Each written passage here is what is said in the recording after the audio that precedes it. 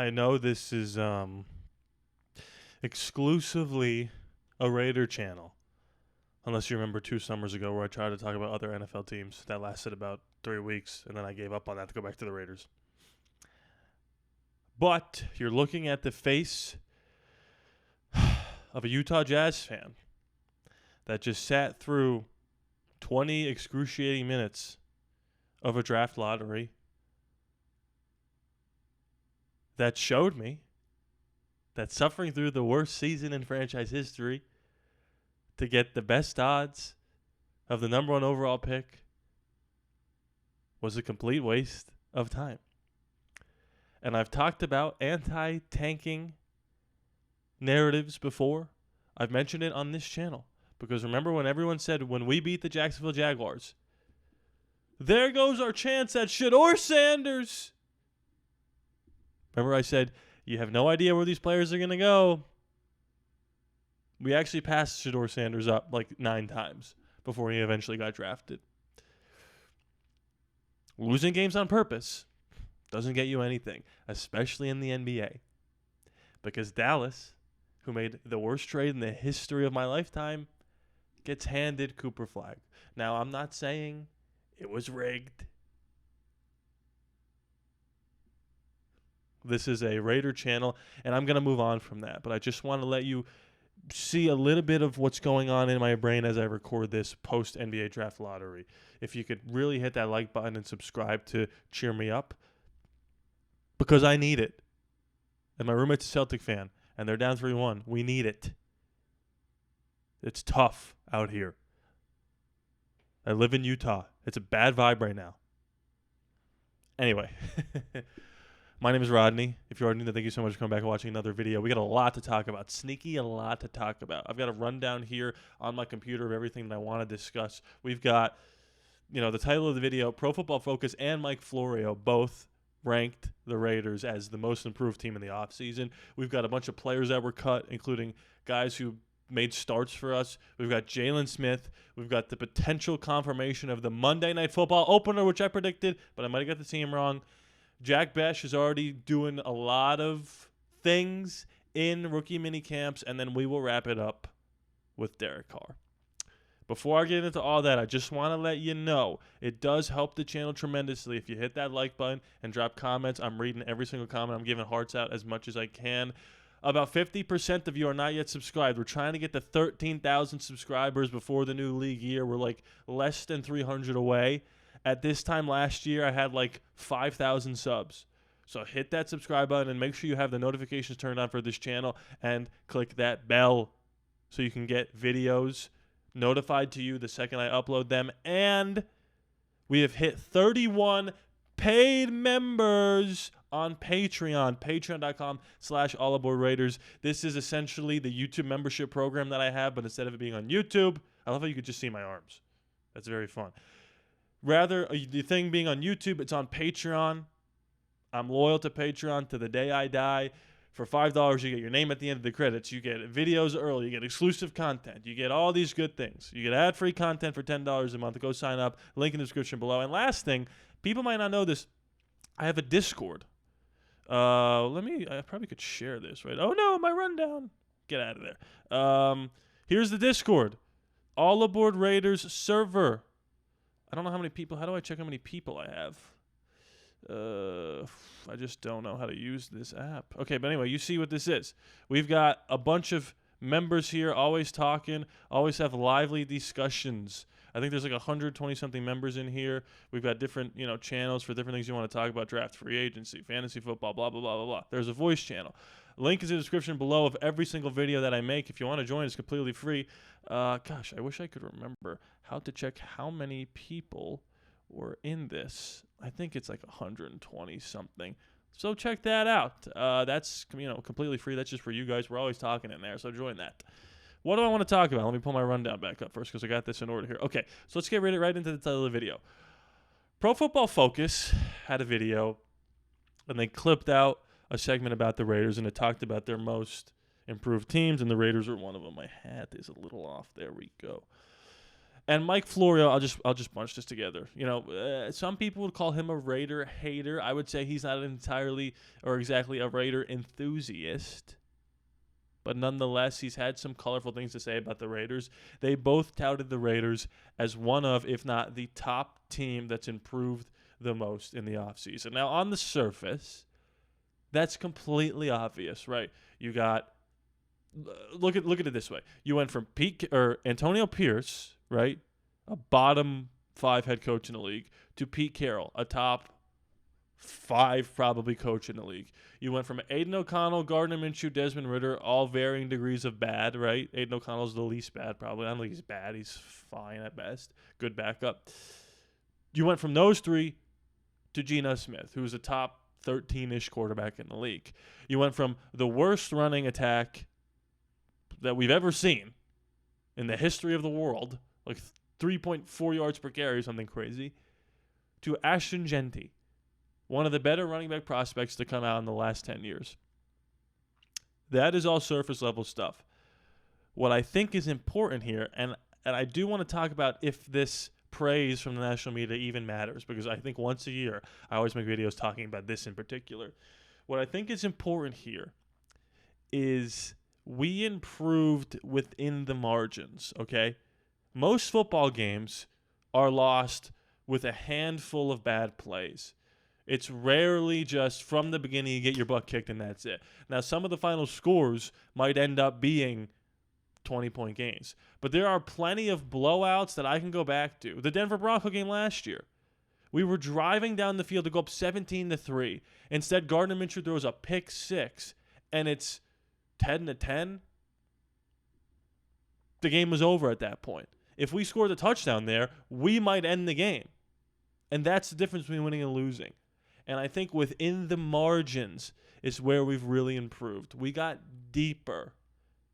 Because with this coaching staff coaching the team last year, we could have got to like 6-ish wins, maybe 7 if Devontae stays the whole season. But like I said, with the people that we've added, you have to have depth.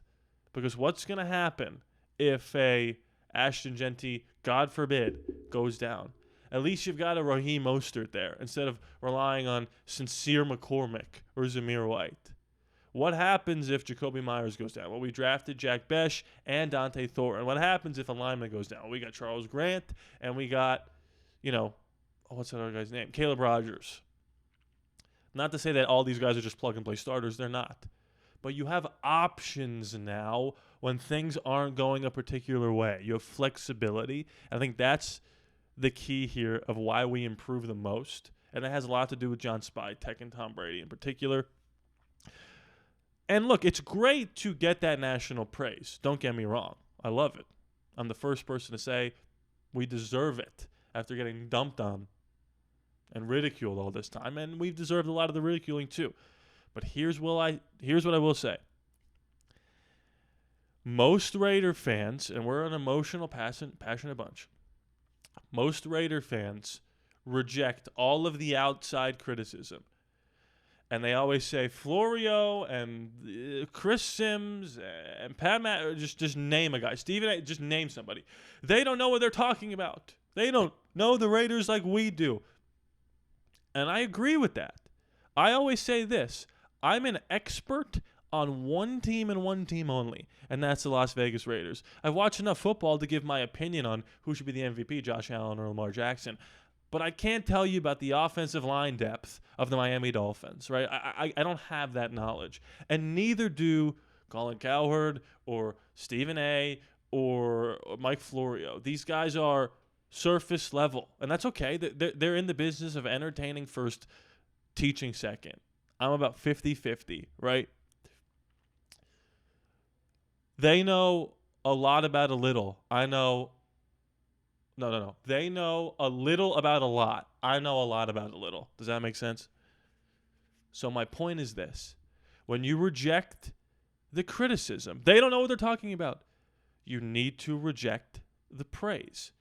Because it is not fair to say, Mike Florio's a Raider hater. He doesn't know what he's talking about. He's an idiot. And then when he says something good about the Raiders, go, actually, he's a genius about this. And the reason why you need to push both away and leave a healthy middle is because you live a happier life. You don't have the internet brain of the league is against us and the media is against us and the blah, blah, blah, blah, blah. The Raiders rate. Doesn't matter if they're good, bad, or in the middle. The media will always find a reason to talk about the Raiders. They will put them on a pedestal when they're great. They will stomp on them when they're down. And when they're in the middle, they'll just go after the quarterback, which happened to be Derek Carr, for better or for worse. And we'll get to Derek in a second. But my point is to make sure that you have a level-headed brain for all of this. You cannot get too low when everything's going wrong in terms of the national media, and you cannot get too high. Because, again, it doesn't make any sense for me to go, well, he's an idiot until he says something good about us, then he's a pretty smart guy. So that's kind of where I am on that. I appreciate that we're getting some of the praise, but it's a little obvious, right? Ooh, well, they hired Pete Carroll. They're the most improved team. It's like, but what are your thoughts on, like, Tonka Hemingway, Mike Florio? Do you even know who that is? Probably not. And it was pretty funny. He took a subtle shot at the Raiders. He was like, the days of the AFC West going 2-0 against the Raiders are over. It's like, okay, they did that last year. If you're talking about last year, I'll agree with you. To the cows come home. The Chiefs beat us most of the time, but we split with the Chargers every single season before that, or sweep them, and we swept the Broncos the last 4 seasons. So it's not exactly 2-0 every time they play us. Last year was, no doubt about it. But that's kind of, my thoughts on that. Next thing on the rundown. Players cut. Okay, so let's get into an article. Real quickly, just want to remind you, hit that subscribe button and join that Patreon. By the way, here are my patrons. Oh, I clicked the wrong button. Here are my patrons. Shout out to all these beautiful people. Any Ed Sheeran fans in attendance?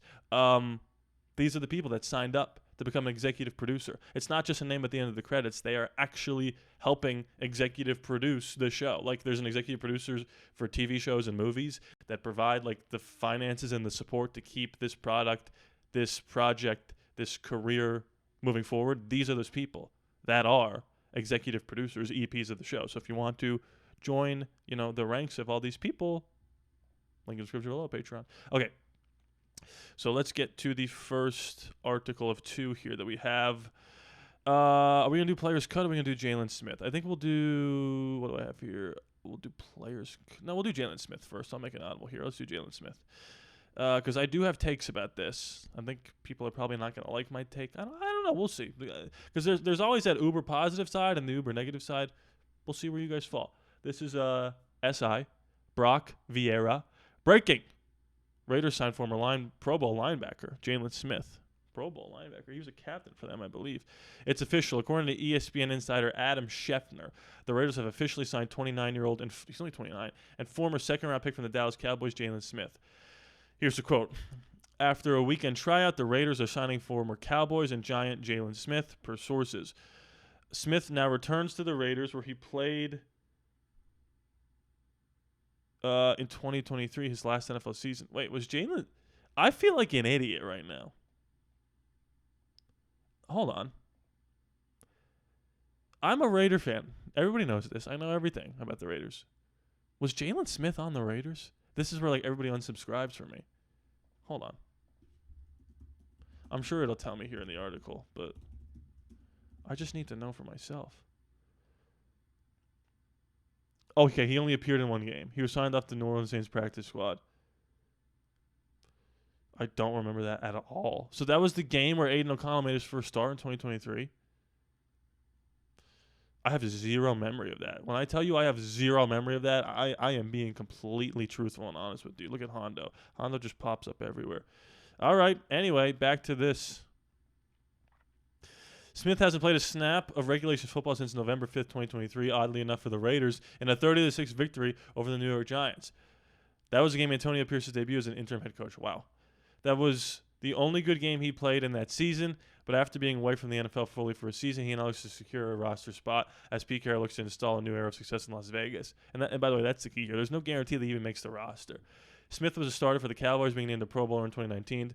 He's signing a massive extension that year. During his time in Dallas, Smith was part of a formidable linebacker group with Sean Lee and Leighton Vander Esch, helping Dallas make the playoffs under Jason Garrett.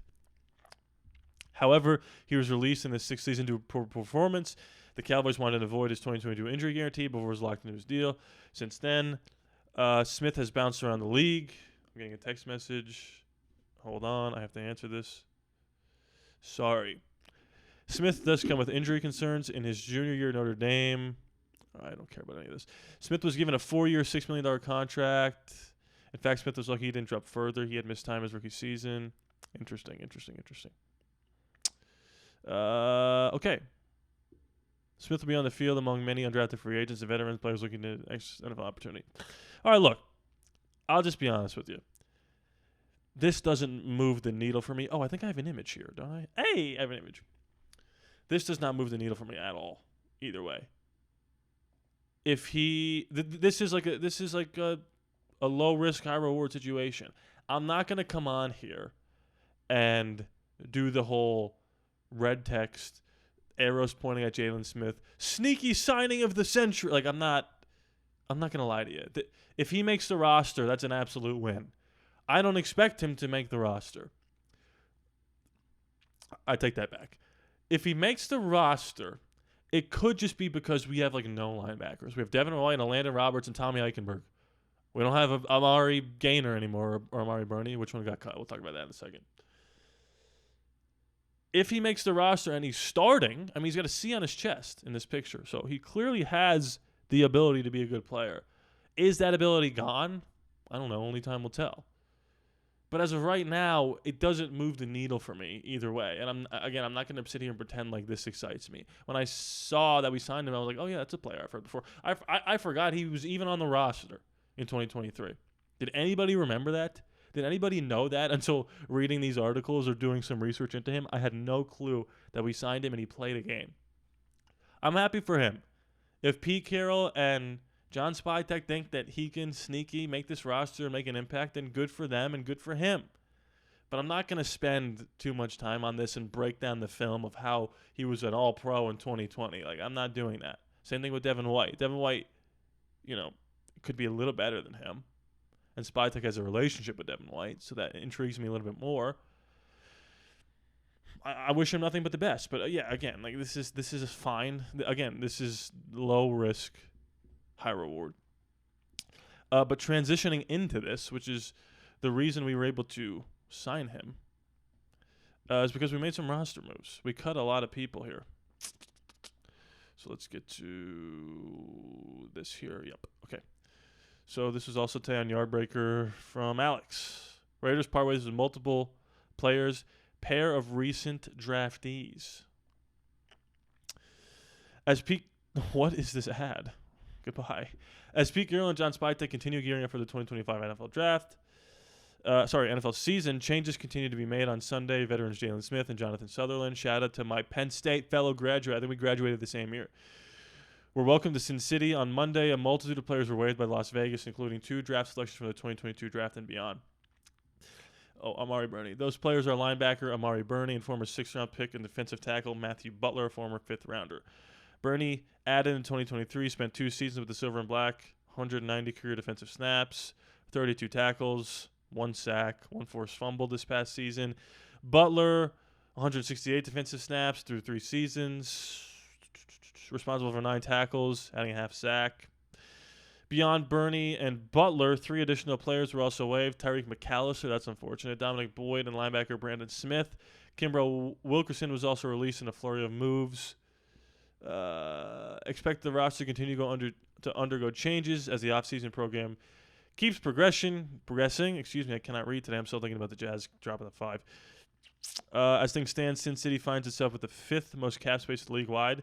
If stars properly align, they can go a long way in terms of being that can go a long way as teams begin cutting veterans down the line. In the meantime, these are the new members of the Las Vegas Raiders. Okay, so what I think is important about these 3 key cuts here. Amari Burney, that shows that they at least believe that the linebackers on the roster are as good as him, right? The Eichenbergs of the world, the Landon Robertses, the Devin Whites. We don't need another version of that. If Amari Burney's not as good as those guys, then we have no use for it. I apologize, it's a business. Matthew Butler was somebody who provided a little bit of depth at that defensive tackle position, which again makes me think that they think a little highly of Tonka Hemingway and J.J. Pegues. I mean, I hope they do. Don't pull a Lynn Bowden and cut the guy you drafted in the 4th round or in the 3rd round. But the fact that they just cut him outright makes me think, okay, they believe in these guys at least to be able to compete for that depth spot behind Adam Butler, I almost said Matthew Butler, and Christian Wilkins, and even Tyreek McAllister being cut. Shows a little bit about the promise of Tommy Mellott, maybe? Because Tyreek McAllister was somebody who made some plays in the preseason. Did he get some blow in the regular season? I think he did. Did he? I feel like he did make a couple plays, like in the Saints game or something. And Kimbrel Wilkerson, too. So they got rid of 2 wide receivers maybe to make some spots here for Dante Thornton and Tommy Mellott. So, look, nothing here that completely surprises me, but the positions that we cut in particular make me think, okay, well, maybe they believe in some of these guys that are that were just drafted, these young bucks. Let me take a break here. We still got to get into the Monday night opener and Derek Carr and Bash.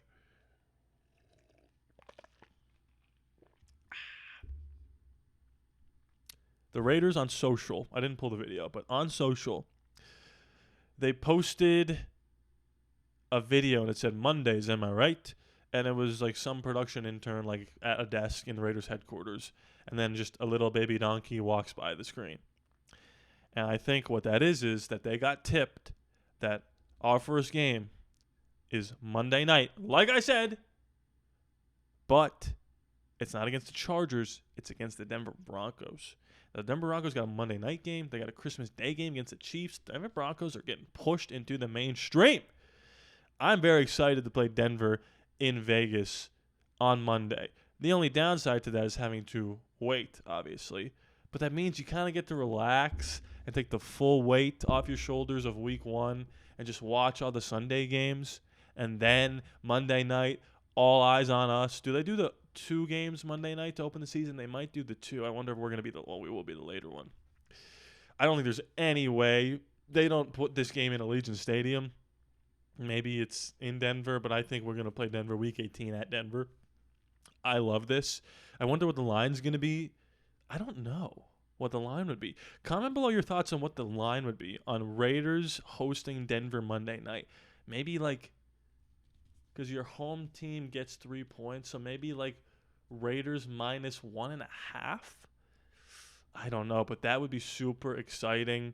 Geno Smith, Brock Bowers, the stellar defense of the Broncos versus the new look offense of the Raiders. Obviously, Sean Payton versus Pete Carroll. That could be fun. Jack Bash, I wanted to touch on slightly. He's making an impression already. I mean, if you watch his routes, like I saw Dante Thornton run a couple routes, and he had to catch it and kind of bring it in and make sure he secured it. Jack Bash is like, everything is sticking to this kid's hands. And you don't have to be the fastest guy. You don't have to be the slowest. You have to be the fastest guy out there. You don't have to be the tallest guy, the strongest guy. If you can run routes correctly and not drop the ball. I mean, literally Jacoby Myers. We might have 2 versions of Jacoby Myers on this team with Jack Bash. And it just is huge. If he can become just a reliable number 2 wide receiver, just a 3rd and 7, Jacoby's doubled, Brock is doubled, get the ball to Jack, and he'll catch it. That is so big for not only my fantasy team, because I got him in my dynasty league, but for the idea, again, of the wide receiver position, because I was so worried that we didn't sign an Amari Cooper or a Keenan Allen or a Stephon Diggs or a Tyler Lockett. I was like, what are we going to do? Well, we got younger at the position, and I'm excited to see how he meshes with everybody.